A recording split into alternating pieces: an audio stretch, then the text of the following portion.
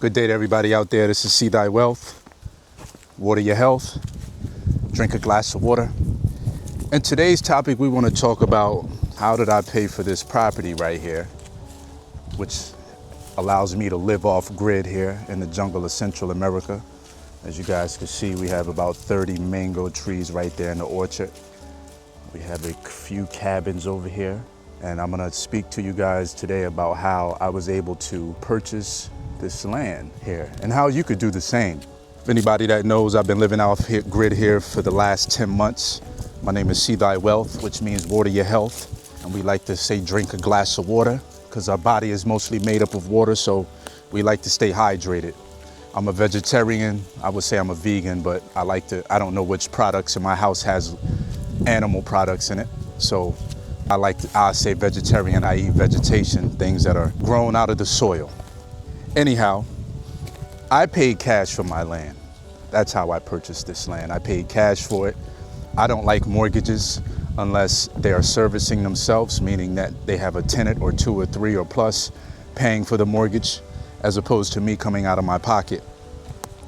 So I paid cash, and how you could pay cash for your property if you're interested in some land to do off-grid living is you should first do your research in the place that you live in and figure out what the rules and regulations are and stipulations they may have when it comes to owning property and doing off-grid living. That's the first thing you should do if you're living in the United States. Wherever you are on the planet, whatever municipality or jurisdiction you're in, you should find out what the rules are in that place for off-grid living. That's number one. Number two, once you figure out what the rules are and if they are applicable to what you're trying to do with your life, then you contact the county government, the department that deals with tax deed sales or auctions, sheriff sales. Some places they're called over-the-counter tax deeds. These are the properties that were at the auction that did not sell at the auction. A lot of them are crap. Some of a very select few are good. You have to go through with a fine comb and you have to do your research and due diligence. The main thing that I would like for you to know is if you're looking at these properties, you have to make sure that there aren't any liens on the properties. No code enforcement liens, no mechanic liens, no child support liens, no liens. You don't want to, and if there are any liens on the property, you have to know that that property is worth well more than what those liens are. So that way, if you buy the property, it doesn't matter because the equity in the property will far exceed what the liens are. That's the first place you should check. Forget Zillow, forget Realtor.com, forget Trulia, forget LoopNet, all of them. Go to the sheriff sale. That's where you want to go and get your properties, but you have to do due diligence. You cannot just go to the sale, see a property for $1,700 and say, I'm going to buy it, because that's not the way to go about it. You have to purchase the property that doesn't have any encumbrances, liens. You know what I'm saying? Because you don't want to buy a $3,000 property and then turn around and it got a $78,000 lien on it. Sometimes you can get the county to work with you and adjust those liens. You might bring it down from $78,000 and maybe pay $100, $200. No matter, it's all about you and what you negotiate. Because a lot of times they're going to say, "Oh, take the money," because we weren't going to get it anyway. It was already, the property's just sitting there. Now we have a new person that's coming in like yourself that's going to be paying your property taxes on a yearly basis or quarterly or whatever it is. So that's great for us because now we can get those revenues coming back into our system, which we didn't have. That's how the roads are built. Things are paid for through property taxes. So you're helping them. So you can negotiate those prices, but you should, or those, whatever's owed, you can negotiate that money in most cases. But I'm telling you to buy the properties without the lien. If you do happen to get one with a lien, you just have to make sure that whatever, it has to work in your favor. But that's what you should do. You should go and get you a piece of property for cash in whatever county you're interested in. If you don't know about if over-the-counter tax deeds are too complex, then just go to the sheriff's sale. Go to the auction. It's no reason to be going out here and buying you a piece of land that has a mortgage on it because we want to get away from paying interest. We want to get away from being beholden to the system because as long as you have a mortgage, guess what? You're going to have to go to work to pay that mortgage. If you get you a piece of land that doesn't have a mortgage, all you have to do is worry about paying is your property taxes. And in most cases, They're not too expensive depending on where you are. Where I am, I think I'm paying about $18 a year for my property taxes. But even if they were $1,800 a year, I would have to find a way to make that money. You know what I'm saying? And at the end of the day, there's a lot of resources out here on this land that I could utilize to make that money. But mine are only $18 a year.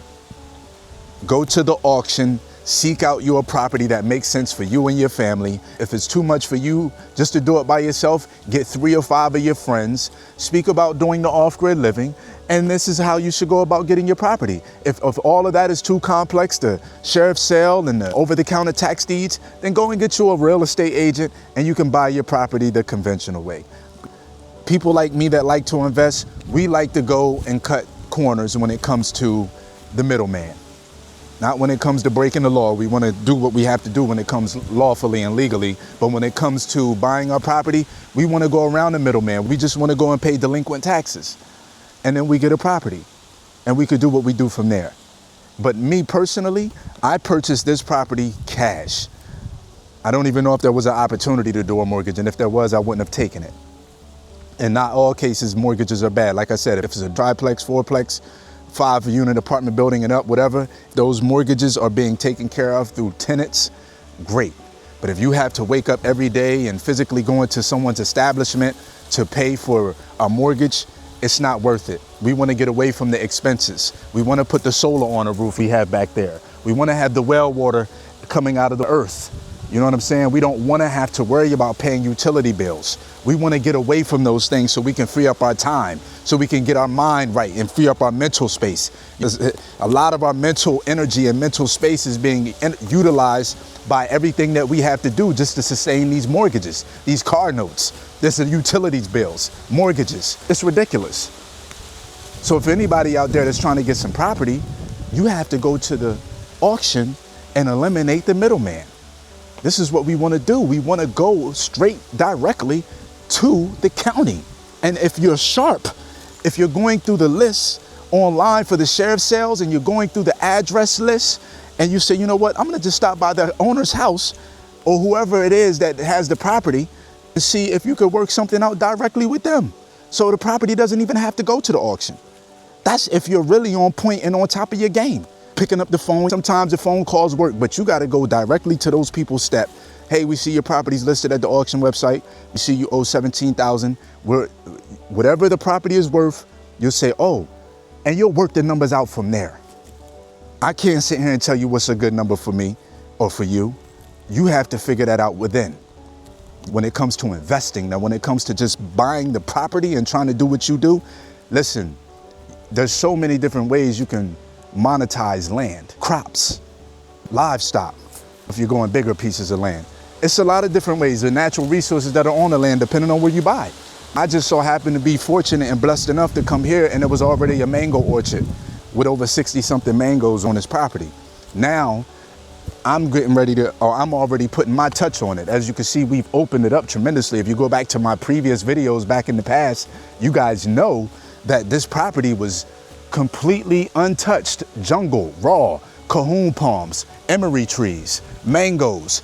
It was all tall. I've come through here without a college degree, barely got a high school diploma, finished at the bottom of my class, got in trouble, was able to work my way out of that from doing my jail time, from being a petty drug dealer. And now here we are, living off grid in the jungle of Central America, talking to you from wherever you are on the planet, and I appreciate y'all for tapping in. But whatever's going on out here on this land, you too have the ability to get this accomplished. As long as you got focus, resilience, determination, you will be knocked down. You have to get back up. It's a lot of distractions going on the planet. A lot of people really don't have the focus to get and hone in on their skills and their craft and learn a new skill right now to make them a multi-millionaire, whatever it is it takes for you to be successful. It doesn't take everybody to be a millionaire to be successful. I feel like I'm successful and I don't have a million. I'm not a millionaire when it comes to finances. I'm just not. And I'm not afraid to sit here and tell y'all that. I'm not a millionaire. This is what it takes to get it like this. You do not have to have multi-millions of dollars to come and get acres of land. When you're in the United States, you're hustling backwards. So you're always going to feel like you're on a treadmill. Why would I continue to do that? Why continue to pay $7 a coconut in the United States when I can come right out here and grab one off my tree for free? when I just invest a little bit of money up front and reap the rewards on the back end.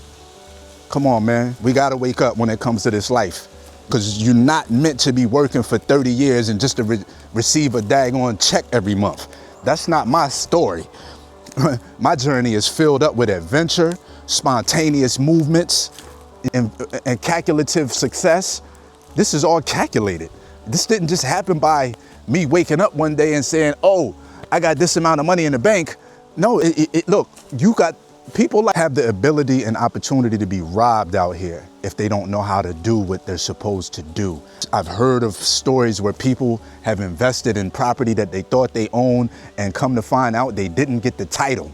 It's just so happened I have the experience in real estate and finance and a very small amount of know-how in law. Not enough. A small amount just to understand what I need to do. I said not enough. But yes, if I don't know something, we gotta go get the professionals. And that's what it's about. I didn't go to college, but I have to hire people that go to college so they can work for me. It's nothing wrong with that. That's how the multi-millionaires and billionaires operate out here. A lot of them didn't go to college. And if they did, they dropped out. And now all of the work that they're doing, they hire people with the experience that have went to college, and they work efficiently for the people that have the money. And that's how the world is ran, pretty much, if you ask me. A lot of people that got money, they was born into it, or they was just self-made, and they hire people that went to school, that got the experience and expertise, and they carry the duties out for us. And like I said, ain't nothing wrong with that. Dang, they coming over here.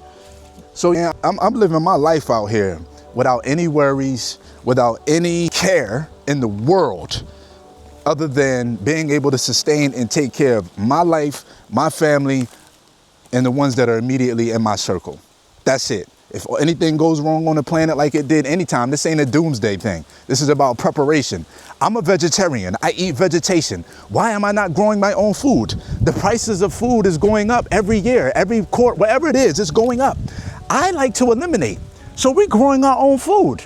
That's what you got to do. You want to be sovereign, you want to be independent, you got to be able to source your own water, get your own power from the sun, get your own food from your land. Don't pay no taxes. I'm sorry, pay your taxes. Don't pay no interest to no banks. If you are paying interest to a bank, make sure it makes sense for you. And with that, listen, I appreciate y'all for rocking out with me on this journey. I've been doing this now for a little over a year, really consistently. I don't give y'all the best quality when it comes to production and editing and all that stuff, but that's okay. A lot of that overly produced and animated, come on now. I ain't got time for it, to be honest with you, and I want people that want that raw. And okay, and every once in a while I'll come through with maybe some quality editing, but it is what it is, man. Look, I appreciate y'all for watching, for tapping in with me, being out here on this off-grid adventure with me at this land, you know, because we're going to continue to keep bringing that heat. We're going to continue to keep growing these mango trees. They say flowering. We're going to have a lot. We wouldn't have had them flowering this year had I not had the mangoes cut. We had every other mango tree cut. Like I said, we had 60 something. Now we have, I think, 31. So every other mango, actually 31 back here. We have a couple more mango trees up front. But you got the cabins right there. We got the solar on the roof. We have the solar panel on the roof for the hot water heater too, because our hot water heater has its own solar panel. So the hot water heater doesn't take energy from the house, because the hot water heater does suck a lot of energy from the solar panels. If I would have not gotten the extra panel, excuse me. But other than that, we tapped in. This is what it is. But look, I appreciate y'all for rocking out with me, man. This is See Thy Wealth. Water your health. Drink a glass of water.